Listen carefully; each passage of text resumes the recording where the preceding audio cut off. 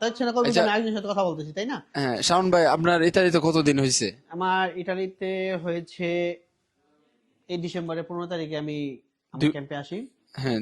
ঠিক আছে, আমার 2 বছর পূর্ণ হয়েছে। আপনি কি লিবিয়া দিয়ে আসছেন? জি, আমি লিবিয়াতে আসছি। লিবিয়া দিয়ে আসছেন। জি, তো আপনার দেশের বাড়ি কোন জায়গা? আমার দেশের বাড়ি হচ্ছে মুন্সিগঞ্জ, বিভাগ আচ্ছা ঢাকা। আচ্ছা। জেলা মুন্সিগঞ্জ, থানা জেলা দুটোটাই একই। মুন্সিগঞ্জ জি, বিভাগ ঢাকা। মুন্সিগঞ্জ। জি আচ্ছা আচ্ছা। তো আপনি কি এর আগে বাইরে অন্য কোনো দেশে আছিলেন? জি জি, আমি বাইরে ছিলাম। কোন দেশে? আমি প্রথম ছিলাম সিঙ্গাপুরে ছিলাম। যাক, সিঙ্গাপুর তো ভাই অনেক ভালো কান্ট্রি এবং অনেক ভালো রিচ কান্ট্রি। হ্যাঁ ভাই, অনেক সুন্দর কান্ট্রি। যেমন ধরেন কাজ হয়তো হার্ড, ঠিক হুম। আছে, মানে কিন্তু লাইফের যে একটা সেফটি, ওইটা লাইফের যে একটা নিরাপত্তা, আই মিন সিঙ্গাপুর সেটা পুরোপূর্ণতা পায়। একটা বুঝছি। একটা ওয়ার্কার হিসাবে যতটা পাওয়ার কথা তার হ্যাঁ। চেয়ে বেশি সিঙ্গাপুর পায়।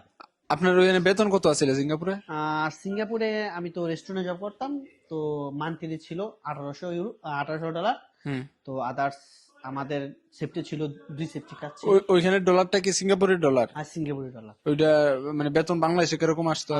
বাংলাটাকে আমি পেতাম তখন 1 থেকে 65 টাকা, হ্যাঁ, 1800 ডলার পেতাম, মানে আমার ক্যাটারি প্রায় তো। 1.5 লক্ষ টাকার কাছাকাছি। হ্যাঁ, 1.5 লক্ষ টাকা। আদার্স বাংলাদেশ। আমি আরেকটা বস ধরছিলাম, হ্যাঁ হ্যাঁ। তো ওটা হচ্ছে গার্ডেনের কাজ। ওইখানে তো বৈধ হয়েছিলেন। জি জি, বলতেছিলাম। যাক, শাওন ভাই সিঙ্গাপুর থেকে তারপরে আপনি সিঙ্গাপুর মানে কত বছরের মতো আছিলেন? সিঙ্গাপুর ছিলাম 3 বছর ছিলাম। 3 বছর তিন ছিলেন বছর তো? ছিলাম। আমাদের শাওন ভাই 3 বছর সিঙ্গাপুর, তারপরে ইতালির প্লেন কিভাবে আসলো? ইতালি তো ভাই এটা অনেক ইতিহাস।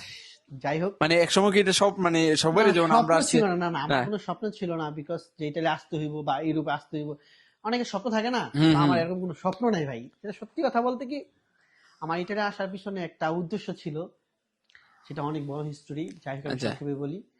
আমি সিঙ্গাপুর যেতাম না, আমি দেশে ব্যবসা বাণিজ্য করতাম।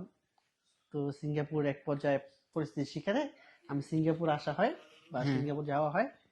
তো যাওয়ার পরে সিঙ্গাপুর সুন্দরভাবে কাজকাম করতেছি, সবকিছু ঠিকঠাক ভাবে চলাফেরা হইতেছে। তো হঠাৎ একটা দেশে থেকে একটা কল আসলো, আচ্ছা। যে আসার পরে বলতেছে যে আমার তো হয়ে যেতেছে গা। তো যাই হোক, সংক্ষেপে বললাম। হ্যাঁ হ্যাঁ।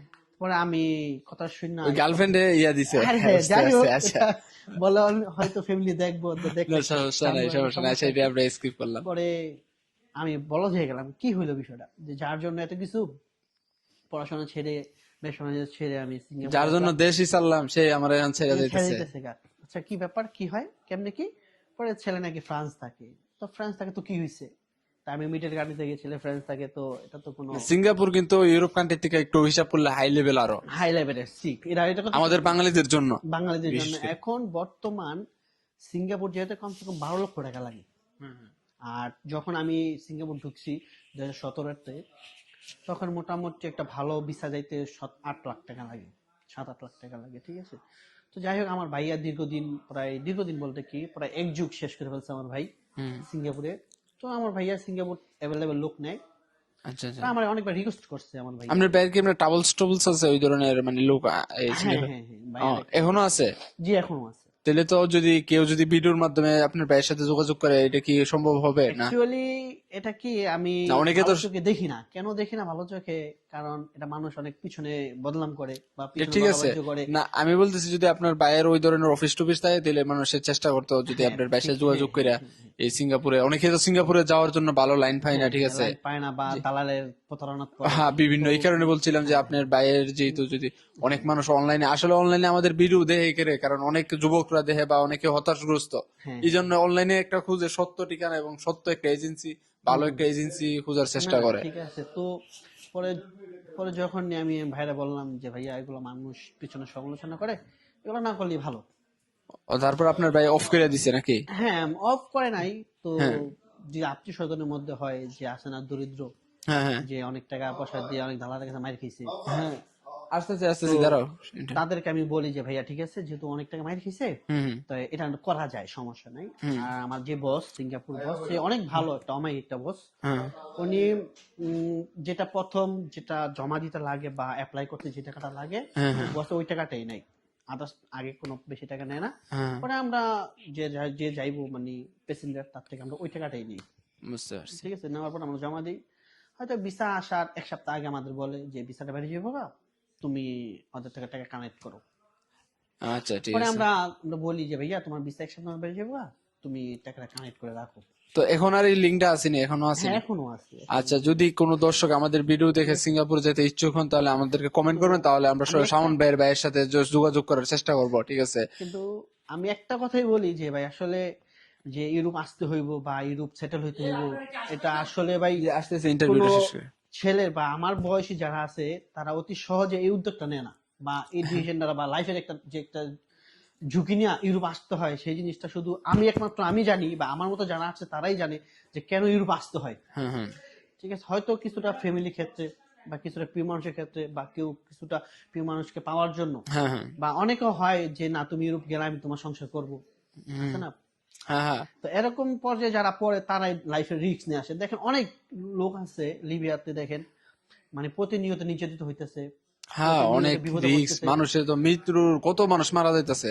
হ্যাঁ হ্যাঁ, তো যদি নদী পথে আসার টাইমে মারা যায় তাহলে বেজাল শেষ, কিন্তু যখন মাফিয়ার কাছে বলে তখন ও বিপদে পড়ে, ওর ফ্যামিলি বিপদে পড়ে, সব দিক দিয়ে ভবিষ্যৎ অনিশ্চিত হয়ে যায়, তখন মানে একটা মানুষ মরার সমানই। সমান হয়ে যায়। আর অনেকে তো মাফিয়ার নির্যাতনের কারণে এই দেশে আইসেও মারা যায়, মানে ওই হ্যাঁ মারা বিভিন্ন। যায়, জি জি। এটা কিছুদিন আগেও তো আমাদের এক ভাই মারা গেল না। তো আচ্ছা, আমরা এখন শেষ পর্যায়ে চলে যাবো। শাওন ভাই, আপনার ইয়ার থেকে, বাংলাদেশ থেকে ইতালি আসতে কত টাকা গেছে? আমার টোটালি গেছে 18 লক্ষ টাকা গেছে। 18 লক্ষ টাকা গেছে। আর আসতে কতদিন সময় লাগছে? আমার আসতে 6 মান্থ, মানে 6 মাস লাগছে। বাংলাদেশ থেকে বাইরেছেন, ইতালি ঢোকাছে 6 মাস। জি। ঠিক আছে, তো লিবিয়াতে এমনি কোনো যাই ঝামেলা হয়েছিল? লিবিয়াতে যাই যেমন হয়েছিল, মাফিয়া টাফিয়ার এই ধরনের? মাফিয়া বলতে কি, মাফিয়া না অ্যাকচুয়ালি, আমি যে দালালের দ্বারা লিবিয়াতে আসি, পরে ও দালালের কোনো খোঁজ খবর পাই না, পরে আমি আরেক দালালের কাছে যাই, তার বাসা শরীয়তপুর। হুম হুম তো তার মাধ্যমে পরিচয় হয়েছে, আমার এক চাস্তবের মাধ্যমে পরিচয় হয়। তো আমি তাদের সাথে হেল্প নেওয়ার পরে বলছে শাওন তুমি আসো, কোনো সমস্যা নাই। তো ওকে আমি বিশ্বাসের কাছে গেছি, বিশ্বাস করে পরে উনি আমাকে 5 মাস পরে আমার বিক্রি করে দেয়। ও, আপনার বিক্রি করে দিছে? আমার বিক্রি করে দিছে, আমি জানিও না যে আমার বিক্রি করে দিছে। আমাকে বলছে যে তোমার কালকে ভোটা তোলা হইব, তো তুমি যাও। তো ঠিক আছে, আমি টাকা সব পেড করছি, 6 লক্ষ টাকা চাই, 6 লক্ষ টাকা দিয়ে দিছে। পরে আমার বিক্রি করে ফেলছে, আমি জানিও না। হুম তারপরে হঠাৎ আমি যখন গেলাম, হুম ওমা এসেছিল বেঙ্গাজি, হুম জুলিয়ানা বিচ। হুম পরে সেনাবাহিনীর আমাকে বলতেছে যে তোমার বিক্রি করে দিছি। ঠিক আছে, আমরা তো তেমন ভাষা জানি না আরবি, হ্যাঁ না, আরবি ছিল প্রায়, আমরা 250 লোক ছিলাম। 250 লক্ষ বিক্রি করে দিছে? 250 লোক ছিলাম, প্রায় 250 লোক বিক্রি করে দিছে দালালি বিক্রি করে দেওয়ার পরে। লিবিয়ার অর্থনীতিটাই মনে হয় মানব পাচারের উপরে দাঁড়ানো আছে। হ্যাঁ, এটা এটা এটা প্রধান। এরপরে তেল টেল যা আছে কিছু, তেল তো পরে সাবজেক্ট, কিন্তু মূল ওদের আয় রুজগিরি মনে করলেন যে মানব পাচার। মানব পাচার। ঠিক আছে, শুধু বাংলাদেশ না, অনেক দেশ আছে হ্যাঁ, যে এভাবে আসে, ইজিপশিয়ান, আফ্রিকান, তারপরে পাকিস্তান, তারপরে আরো বিভিন্ন দেশ আছে, এগুলো তো এশিয়া মহাদেশে। আসে, কেউ স্বপ্ন পূরণের জন্য আসে, কেউ কারো পরিস্থিতি রক্ষার জন্য আসে, মানে বিভিন্ন ধরনের মানুষের মানসিক চাপে পড়ে লিবিয়াতে আসে। হ্যাঁ, ঠিক আছে, কিন্তু আমি একটা জিনিস বলবো যে এত লাইফ রিস্ক না নিয়ে আসা, এই পথে না আসে ভালো। আপনি না আসে ভালো। ইয়াতে জব করেন, মানে অনলাইনে চেষ্টা করেন, বা বিভিন্ন ডাইরেক্ট সরাসরি যে ইতালিতে আসার লিঙ্ক গুলো আছে ওইগুলোতে চেষ্টা করেন। চেষ্টা করলে হবে। আর এই রাস্তাটা মানে যারা আসছে, যেমন শাওন ভাই আসছে, তারা ওই তো অনেকে ভাবতে পারেন যে উনি চলে গেছে, আমরা যাইতে পারি, ভাই এতটা সহজ না। যদি উনি আগে জানতো, হয়তো উনারা যদি বলতো যে 5 লক্ষ টাকা লাগবে, উনি এই রাস্তায় আসতো না। না তো শাওন ভাইকে অনেক অনেক ধন্যবাদ। আমরা এই পর্যন্ত অন্য আরেকদিন যদি জানার ভাইয়া। চেষ্টা করবো অন্য একটা গল্প। তো সবাই ভালো থাকবেন।